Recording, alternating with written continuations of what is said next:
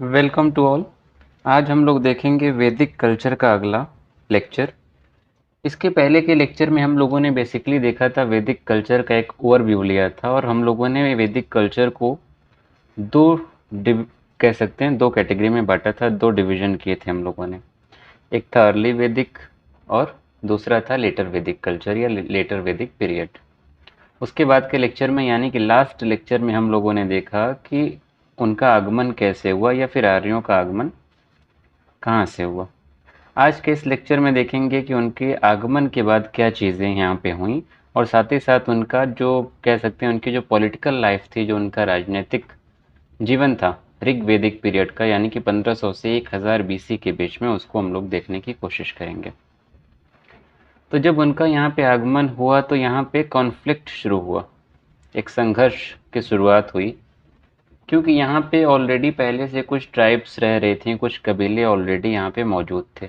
तो यहाँ पे एक ट्राइबल कॉन्फ्लिक्ट देखने को मिलता है। एक तो आर्यंस जो है वो एक तरफ, और यहाँ पे जो लोग ऑलरेडी पहले से मौजूद थे जैसे कि दस्यूज और पणीज, ये लोग यहाँ पे ऑलरेडी पहले से मौजूद थे। स्पेशली दस्यूज को बोला जाता है कि ये ओरिजिनल इनहेबिटेंट्स थे भारत के, या भारत में ओरिजिनली जो लोग पहले से रह रहे थे वो दस्यूज ही थे। और जो दासाज थे ये ईरानियों को नॉर्मली माना जाता है। और जो पनीज हैं या पानीज बोलते हैं, ये लोग जो है कैटल लिफ्टर्स थे, जानवरों को, जो मवेशी होते थे उनको उठाने वाला एक कह सकते हैं एक कबीला था। तो ये तीन ऑलरेडी यहाँ पे मौजूद थे, और ये तीनों जो कबीले थे या तीनों जो ट्राइब्स थी, ये वेद या फिर कह सकते हैं जो वैदिक कल्चर था उसमें बिलीव नहीं करती थी, उनमें इनका विश्वास नहीं था। एक वजह तो ये था कि आर्यन के साथ इनका हमेशा कॉन्फ्लिक्ट होता रहा, और आर्यंस ने भी इनके साथ कभी भी वैसा कह सकते हैं सॉफ्ट बिहेवियर अपना इनको दिखाया नहीं। आर्यन का जो सॉफ्ट बिहेवियर अगर हम कहें कुछ हद तक जो था वो दासाज के साथ था, दस्यूज और पणेस के साथ बिल्कुल भी नहीं था। और दिक्कत यहाँ पे ये थी कि ये प्रॉब्लम बढ़ती गई, और इसी के चलते यहाँ पे कॉन्फ्लिक्ट इतना ज़्यादा हुआ कि आगे चल के एक युद्ध भी होता है जिसे कहा जाता है बैटल ऑफ 10 किंग्स, या फिर उसी को 10 राजन युद्ध भी बोलते हैं। ये जो है उसका एक एनिमेशन है, डिपिक्शन है, आर्टिस्टिक है। 10 राजन युद्ध होता है करीब 1400 बीसी में ही होता है, और इस युद्ध में 10 राजा एक तरफ होते हैं, 10 कबीलों का एक ग्रुप एक तरफ होता है, और दूसरी तरफ होता है भरत ट्राइब। अच्छा, इस चीज़ का जो एविडेंस मिलता है ऋग्वेद में मिलता है कि जो आर्यन ट्राइब्स थी उनका यहाँ पे जो ऑलरेडी मौजूद ट्राइब्स थी उनके साथ किस तरीके से दुश्मनी थी या बनती नहीं थी, उसके लिए ऋग्वेद में एक टर्म आता है, और वो टर्म है दस्यु हत्या। दस्यु यानी कि वो उस ट्राइब की बात हो गई, और हत्या यानी कि मर्डर। ये ऋग्वेदा में आया है। तो इससे ये पता चलता है कि इनका जो कॉन्फ्लिक्ट था वो किस हद तक था आर्यों के बीच में, और यहाँ पे जो ऑलरेडी दस्यूज पर्णीज रह रहे थे उनके बीच में। तो इसी के चलते कह सकते हैं कि 10 राजन युद्ध होता है, या इसी को वॉर ऑफ 10 किंग्स बोलते हैं। ये ऋग्वेद के 7वें मंडल में इसका डिस्क्रिप्शन या वर्णन किया गया। ये लड़ाई बेसिकली हुई थी भरत ट्राइब के बीच में और एक 10 ट्राइब का एक ग्रुप था, और उस 10 ट्राइब के ग्रुप में 5 जो ट्राइब्स थी वो वैदिक ट्राइब थी, या फिर कह सकते हैं आर्यन वैदिक ही कह सकते हैं, और जो 5 ट्राइब थी वो नॉन वैदिक ट्राइब्स थे, यानी कि नॉन आर्यंस भी कह सकते हैं। और इन 10 कबीले के जो का ये कह सकते हैं जो कॉन्ग्लोमरेशन हुआ या फिर कन्फेडरेशन हुआ या ग्रुप बना, इसको लीड कर रहे थे एक पुरोहित थे, नाम था गुरु विश्वामित्र। और वहीं भरत ट्राइब जो थी उसको लीड कर रहे थे पुरोहित थे, नाम था गुरु वशिष्ठ। वशिष्ठ को ही ऋग्वेद के 7वें मंडल का असली कह सकते हैं रचयिता माना जाता है, उसमें योगदान विश्वामित्र का भी है, लेकिन इन्हीं को मेन रचयिता माना जाता है। और हुआ ये था कि शुरुआत में विश्वामित्र जो थे ये भरत ट्राइब के पुरोहित थे, लेकिन बाद में ये बन गए पुरोहित यहाँ पे इन कह सकते हैं 10 जो कॉन्ग्लोमरेशंस थे, जो इन 10 ट्राइब्स के ग्रुप थे, इसके ये पुरोहित बन गए। तो इस लड़ाई में कह सकते हैं कि ये 10 जो ट्राइब्स थी उनकी हार होती है और फाइनली भरत ट्राइब जो थी, जो कि सुदास के अधीन थी, उनकी लीडरशिप में थी, भरत ट्राइब विजयी होती है और ये 10 ट्राइब्स जो है यहाँ पे हार जाती हैं। और हारने के बाद यहाँ पे होता ये है कि ये सारी जो ट्राइब्स थी, जो ये वैदिक ट्राइब थी पांचों, हारने के बाद ये पांचालास के साथ मर्ज कर जाती हैं और बाद में वो अपना अलग रूल करते हैं। और ये जो ट्राइब थी भरत ट्राइब, ये बाद में मर्ज कर जाती है पुरुष ट्राइब के साथ और वो दोनों मिल के बनाते हैं एक नई ट्राइब जिसे बोला गया कुरुस। ये पुरुष कुरुस क्या है अगर इसको समझना है तो जैसे कि जो वैदिक ट्राइब थी 5, उनका नाम जो था, एक तो उसमें थी द्रोहयु। अगर मैप के थ्रू देख लें हम लोग यहाँ पे हम लोग देख सकते हैं, ये एक है द्रोहयु, ये वैदिक ट्राइब थी। इसके अलावा यहाँ पे देखिए एनु, यहाँ पे देखिए पुरु, या फिर इसी को प्लूरल कर देंगे तो पुरुष। और इसके साथ साथ यहाँ पे भी इसके ऊपर देखिए, यहाँ पे है यदु, या फिर इसी को हम लोग बोलते हैं यदुस। और यहाँ पे एक ट्राइब है, ये है तुर्वसा, या फिर इसी को तुरुस भी बोला जाता है। ये 5 ट्राइब्स थी जो वैदिक ट्राइब थी, जो उन 10 राजाओं का एक ग्रुप था, उसमें से 5 ट्राइब ये थी। उसके अलावा उसमें 5 नॉन वैदिक या नॉन आर्यन ट्राइब्स भी थी। और वो 5 ट्राइब कौन कौन सी थी उसमें देखिए, एक तो ये है यहाँ पे शिवा या शिवास बोलते हैं, यहाँ पे भालानास, 2 ट्राइब्स ये हुई। इसके अलावा एक ट्राइब थी अलीनास, पख्तास और विशानिन। ये 5 ट्राइब जो थी ये नॉन आर्यन ट्राइब्स थी। तो 5 वैदिक या कह सकते हैं कि 5 वैदिक और 5 नॉन आर्यन या फिर नॉन वैदिक ट्राइब, टोटल 10 ट्राइब थी जो भरत ट्राइब के खिलाफ इस युद्ध में शामिल होती हैं। उन्हीं ट्राइब का शॉर्ट फॉर्म में जो है हम लोग ऐसे याद कर सकते हैं, डेप्टी के तौर पे वैदिक ट्राइब को याद कर सकते हैं और स्वैप बी के तौर पे हम लोग नॉन वैदिक ट्राइब को अगर याद करना चाहें तो याद कर सकते हैं।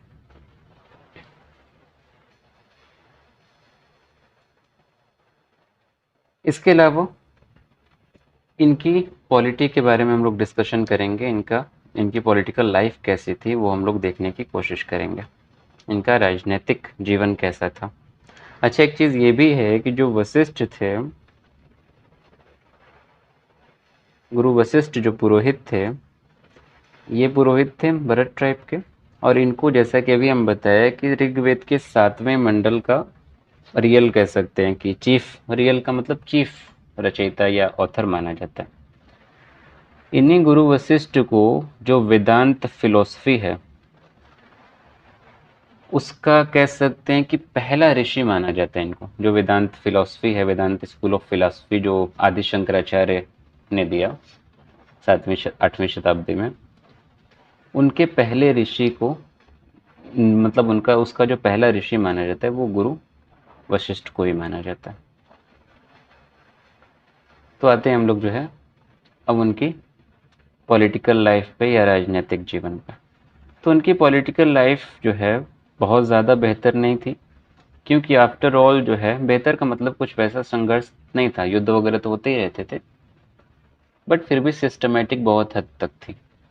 राष्ट्र था और ट्राइबल पॉलिटी थी। ट्राइबल पॉलिटी यानी कि कबीले होते थे जैसा कि अभी हम बताएं, और यहाँ पे कोई मोनार्क नहीं होता था।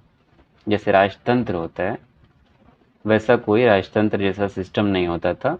ट्राइबल सिस्टम में नॉर्मली क्या होता है, जो एल्डर्स होते हैं, बड़े होते हैं, वो लोग एक सरदार को चुन लेते हैं। नॉर्मली जो ओलिगैर्किकल सिस्टम में होता है, अफगानी कल्चर में आप लोग देखे होंगे, आज भी होता है, तो उस तरीके का सिस्टम होता था। तो उसमें किस बड़े बुजुर्गों द्वारा एक लीडर को चुन लिया जाता था जिसको सरदार बोलते थे या फिर सरदार बोलते नहीं थे, बल्कि आज के टाइम में हम लोग सरदार कह सकते हैं, उनको एक्चुअली में राजन बोला जाता था।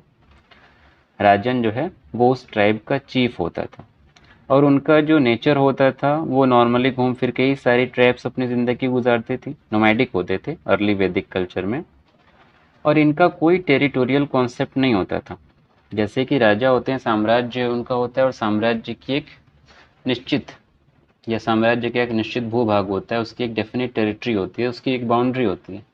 बट यहाँ पे कोई ऐसा टेरिटोरियल कॉन्सेप्ट नहीं था, क्योंकि अभी यहाँ पे वैसा कह सकते हैं राजा महाराजा वाला कॉन्सेप्ट अभी यहाँ पे आया ही नहीं था। एक नॉर्मल चीफ होता था जिसकी जिम्मेदारी बस उस ट्राइब को लेके ही होती थी।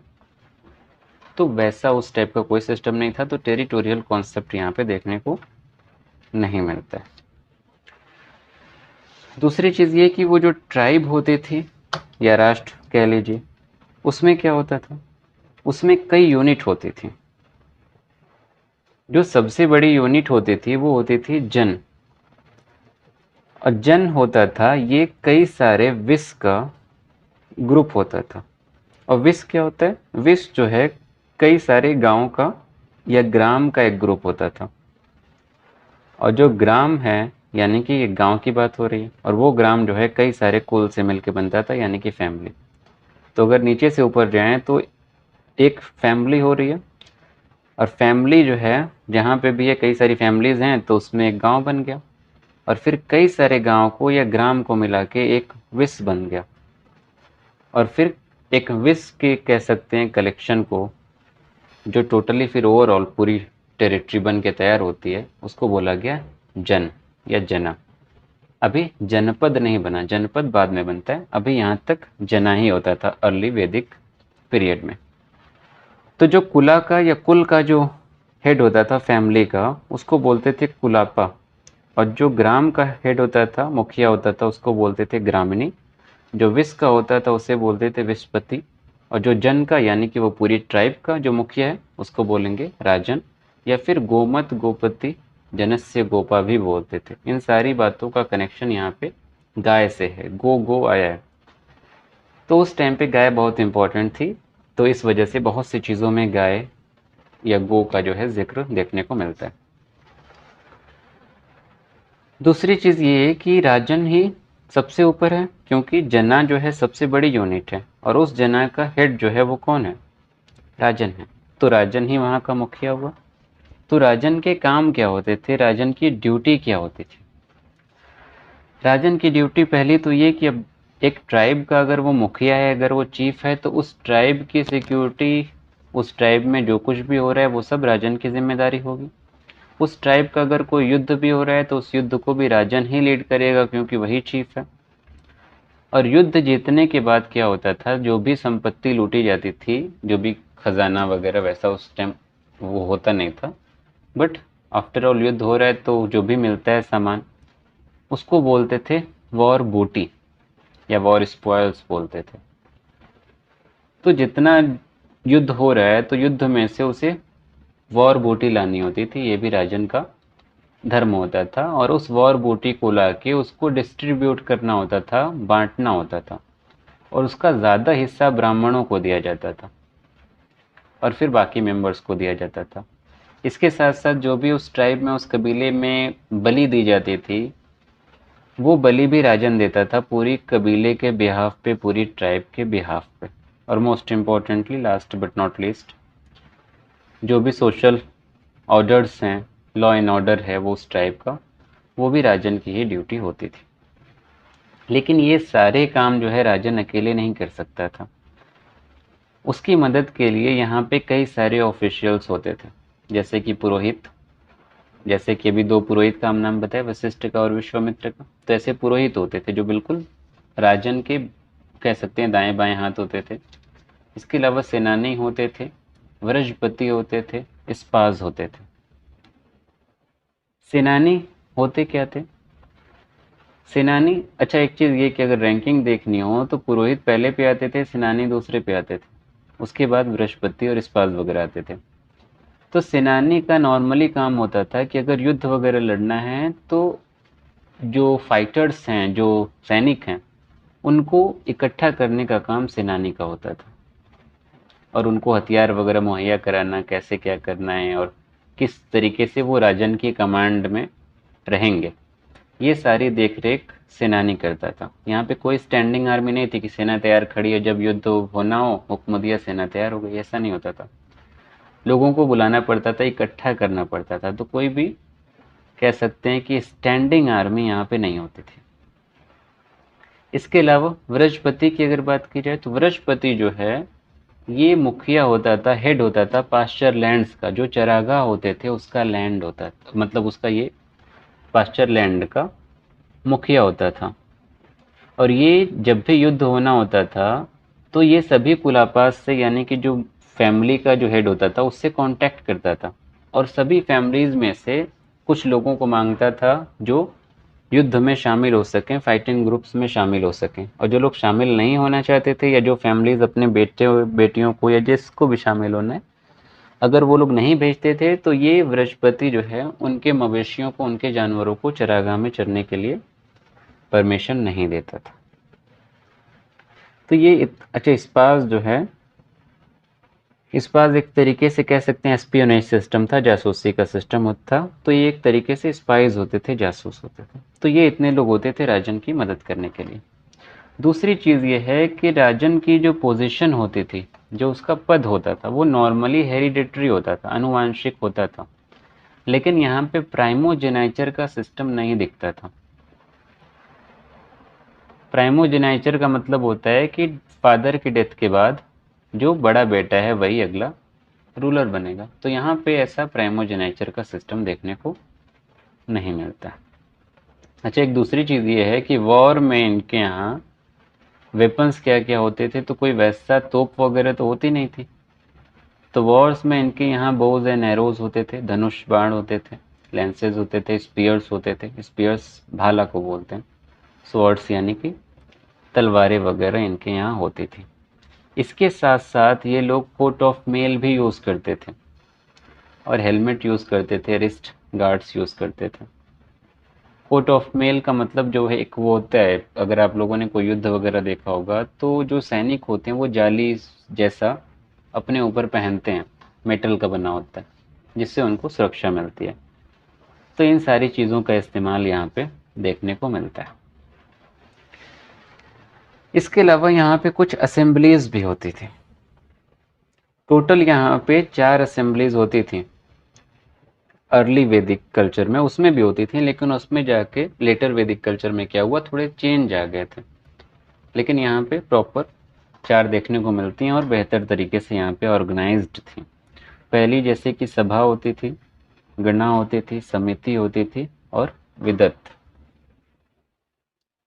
यहाँ पे लिखा हुआ है कि कितनी बार कौन सा वर्ड यूज़ किया गया ऋग्वेद में। तो सभा का 8 बार जिक्र है, समिति का 9 बार जिक्र है और विदत का 122 बार जिक्र है। तो एक एक करके हम सबको समझेंगे। पहला हम लोग देखेंगे सभा क्या होती थी। तो ये कुछ सिलेक्टेड लोगों की एक सभा होती थी, जिसमें कुछ बड़े लोग होते थे, जो उस ट्राइब के बड़े बुजुर्ग होते थे, वो लोग उसमें शामिल होते थे। ब्राह्मण जो होते थे वो शामिल होते थे, राजपूत होते थे, और जो बड़ी फैमिलीज होती थी, अमीर फैमिलीज होती थी, उसके मर्द और औरत दोनों इस सभा में शामिल होते थे। और इस सभा में जो है कह सकते हैं कि जो भी जुडिशियल मैटर होते थे और एडमिनिस्ट्रेटिव फंक्शंस होते थे, प्रशासनिक कार्य हिंदी में बोलेंगे, ये सारी चीज़ें इसमें देखी जाती थी। और साथ ही साथ यही सभा जो है राजन को एडवाइस करती थी कि हमें क्या करना चाहिए, क्या नहीं करना चाहिए। तो ये कह सकते हैं कि मेन जो एडवाइस राजन को दी जाती थी वो सभा से दी जाती थी। और इसका जो मुखिया होता था वो होता था सभापति, जो उसका प्रिसाइडिंग ऑफिसर होता था। जैसे लोकसभा में अध्यक्ष होता है, वैसे ही इस सभा का हेड जो होता था वो होता था सभापति। दूसरी चीज़ ये है कि इस सभा में जो है और भी कुछ एक्टिविटीज़ होती थी, डांस होता था, जुआ खेला जाता था, म्यूज़िक होता था और जादू टोना, ये सारी चीज़ें भी यहाँ पे होती रहती थी मनोरंजन के, कह सकते हैं मनोरंजन के मोड में या मनोरंजन के लिए। इसके अलावा अगली जो इम्पोर्टेंट असेंबली है वो है समिति। समिति में क्या होता था, ये जो है जितने भी ट्राइब के मेंबर्स होते थे उस पूरी ट्राइब में, वो सभी मेंबर इसमें शामिल होते थे, मेल हों फीमेल हों, छोटे हों बड़े हों, ब्राह्मण हों राजपूत हों, कोई भी हो, सभी लोग इसमें शामिल होते थे। और इस बॉडी का मेन जो फंक्शन होता था वो होता था राजा का इलेक्शन। क्योंकि अभी हम थोड़ी देर पहले बताया कि जो ट्राइब्स होती थी उसमें राजन ऐसे अपनी मनमानी से नहीं बनता था कि युद्ध जीत के कोई भी राजन बन गया। यहाँ पे इलेक्शन होता था। ट्राइबल सिस्टम में होता ही यही है कहीं पे भी, और आज भी जहाँ पे भी दुनिया में ट्राइबल सिस्टम है वो यहाँ वहाँ पे यही होता है, सरदार को इलेक्ट किया जाता है, चुना जाता है। तो समिति का यही काम होता था, इसीलिए उसमें सारे लोग आते थे, सब लोग मिल के राजन को चुनते थे। और अगर राजन को रिमूव भी करना है तो रिमूव करने का काम भी यही समिति किया करती थी। इसके साथ साथ और भी कुछ मैटर्स होते थे जो जिंदगी से रिलेटेड होते थे, फिलोसफिकल मैटर्स होते थे, वो सारी चीज़ें भी ये लोग देखते थे। इसके साथ साथ यहाँ पे प्रेयर भी होती थी। अच्छा, एक चीज़ और है कि वॉर बूटी जो होती थी उसके डिस्ट्रीब्यूशन का भी काम ये लोग करते थे। वॉर बूटी यानी कि युद्ध में जीतने के बाद जो भी खजाना माल लेके आए ये लोग, उसको बांटने की, डिस्ट्रीब्यूट करने की जिम्मेदारी भी समिति के हाथ में होती थी। तीसरा हमारा है वो है विदत्त। विदत्त जो है, जो भी सामाजिक, आर्थिक और धार्मिक मसले होते थे उन सारे मसलों को विदत्त देखता था। और विदत्त में भी जो है महिलाएं पार्टिसिपेट करती थी। और लास्ट जो है वो है गणा या गण। ये जो है मेनली मिलिट्री अफेयर से डील करता था, जो भी उनका कह सकते हैं सैन्य था। हालांकि कोई स्टैंडिंग आर्मी तो नहीं थी, बट जो भी सिपाही थे, युद्ध से रिलेटेड चीज़ें हैं, वो सारी चीज़ें को, सारे अफेयर्स को हम कह सकते हैं गणना देखता था। अगर इनकी कह सकते हैं कि पर्सनल लाइफ की बात की जाए थोड़ा सा, तो उनकी पर्सनल लाइफ ये भी थोड़ी देर पहले भी हम बता चुके हैं कि उनकी नोमैडिक और पेस्टोरल लाइफ थी। घूम फिर के ज़िंदगी गुजारना इनका काम होता था, सारी ज़िंदगी वैसे ही गुजरती थी। तो इनके साथ साथ बहुत सारे जानवर भी होते थे।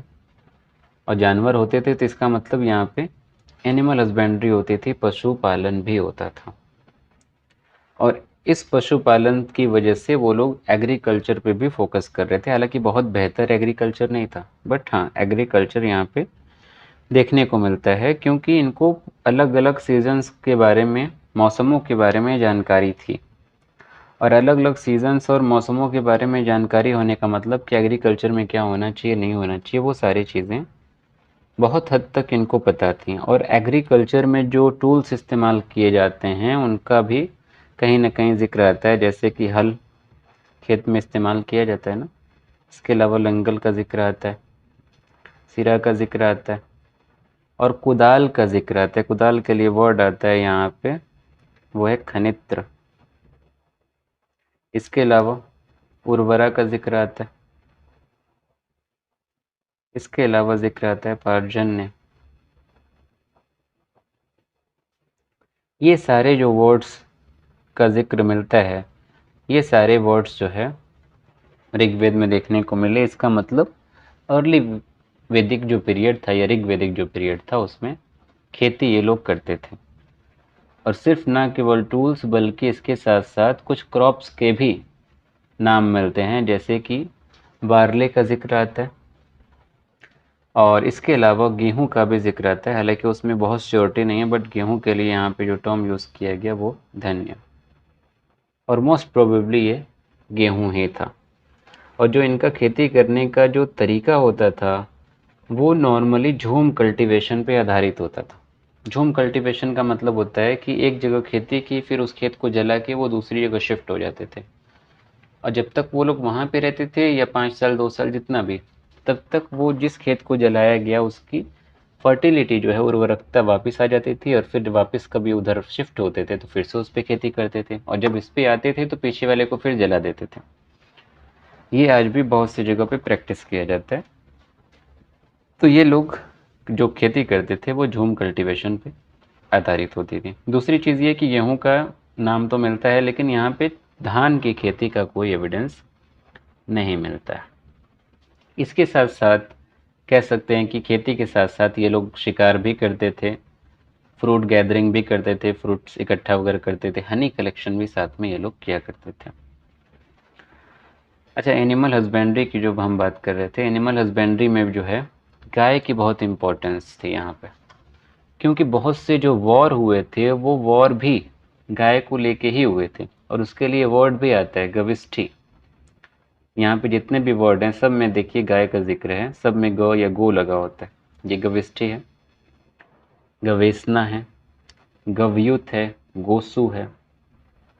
इन सारी चीज़ों का मतलब है कि search and war for cow, यानी कि सब लड़ाइयाँ जो है गाय को लेके हुई। और गाय का इतना इम्पोर्टेंट था कि जो अलग अलग जो जो भी चीज़ें उससे कनेक्टेड होती थी, अलग अलग चीज़ें, उन सब के नाम भी जो है गाय से ही कनेक्ट करके रखे जाते थे। जैसे कि बेटियों को दुहित्री बोला जाता था। दुहित्री यानी कि जैसे कि एक वर्ड आता है हिंदी में, दूध दुहना बोलते हैं, तो उस दुहने से, और दूध दुहना यानी कि गाय का दूध, तो इससे वर्ड आया दुहित्री, और बेटे को दुहित्रा। ये आज भी जो है गुजरात वाला जो इलाका है वहाँ पे ये सब बोला जाता है। वहीं इसके साथ साथ राजन को भी कई नामों से बोला गया, गोपा, गोमल, जनस्य गोपा। तो यहाँ पे भी सीधा सीधा गाय का यहाँ पे कनेक्शन देखने को मिलता है। इसके साथ साथ गोधुली वर्ड देखने को मिलता है, गोजित वर्ड देखने को मिलता है, यानी कि हीरो ऑफ द वॉर, जो भी युद्ध में हीरो बन के उभरा, उसके लिए ये टर्म यूज़ किया गया। और गोधुली ये जो है टाइम को डिनोट करता था, वो वक्त शाम का जब जो मवेशी थे, जो जानवर होते थे, उनको चरागाहों से वापस लाने का जो वक्त होता था उसको बोला जाता था।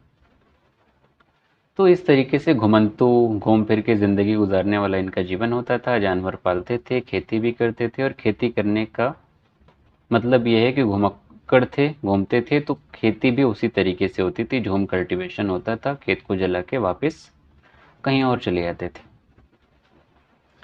तो पूरी तरीके से इनकी ज़िंदगी आर्थिक तौर पे इसी पे शामिल नहीं थी कि खेती कर रहे हैं और जानवर पाल रहे हैं।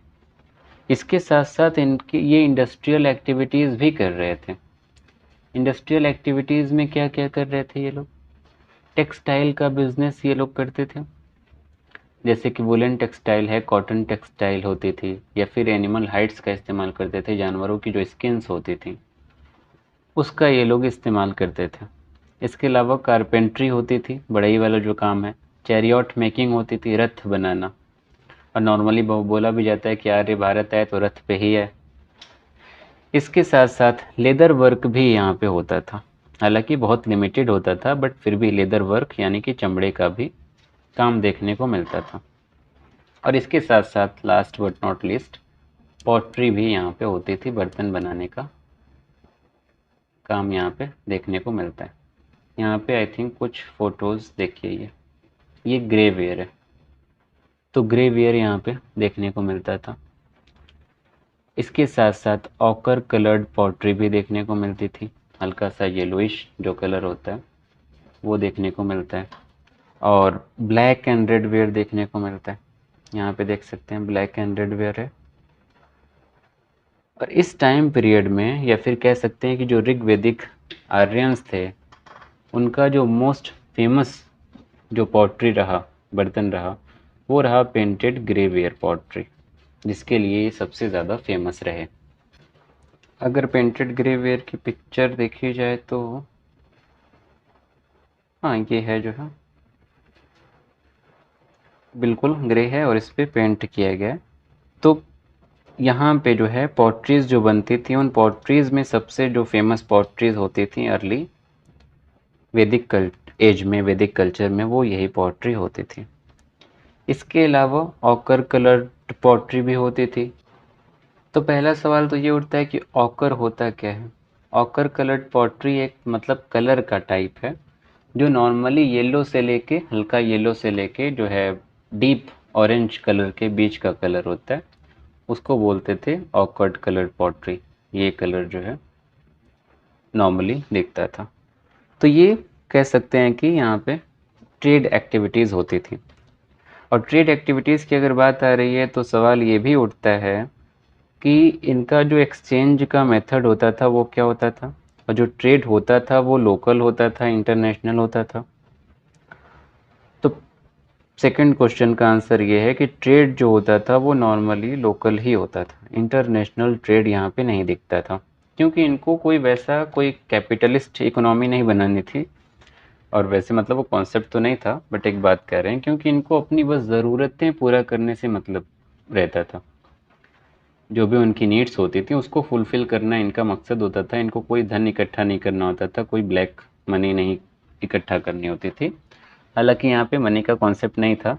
यहाँ पे जो सिस्टम चलता था नॉर्मली वो बार्टर सिस्टम ही चलता था, इंडस वैली वाला। सामान के बदले सामान, और नॉर्मली कह सकते हैं गायों को एक यूनिट के तौर पे इस्तेमाल किया गया एक्सचेंज करने के लिए। कोई पैसे वगैरह यहाँ पे नहीं होते थे, करेंसी नहीं होती थी, लेकिन फिर भी एक सोने की जो है यूनिट दिखाई देती है निश्क, जिसका इस्तेमाल ये लोग ट्रेड में करते थे। अच्छा, दूसरी चीज़ एक ये है कि लोकल ट्रेड होता था, डोमेस्टिक होता था, घरेलू, अंतर्राष्ट्रीय नहीं होता था। लेकिन फिर भी समुद्र वर्ड जो है ऋग्वेद में मेंशन किया गया। लेकिन ऐसा माना जाता है कि वो कह सकते हैं अच्छे से अंडरस्टैंड नहीं किया उन्होंने, और वो समुद्र शायद देखे नहीं थे। उन्होंने गंगा को या फिर इंदस को समुद्र के तौर पे डिस्क्राइब किया। एक्चुअल सी के बारे में उनको जानकारी नहीं थी। लेटर वैदिक पीरियड में हमको एक्चुअल जो समुद्र है उसका डिस्क्रिप्शन एक तरीके से देखने को मिलता है। आई होप यहाँ तक कोई दिक्कत नहीं होगी।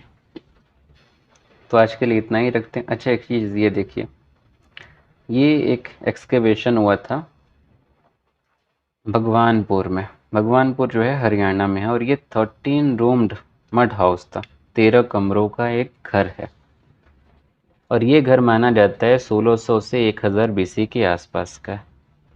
तो नॉर्मली जो घर होते थे वो ऐसे ही ड्वेलिंग यूनिट होती थी, बहुत बढ़िया कोई सिटी और फोर्ट किले वगैरह वाली चीज़ें यहाँ पे नहीं दिखती थी।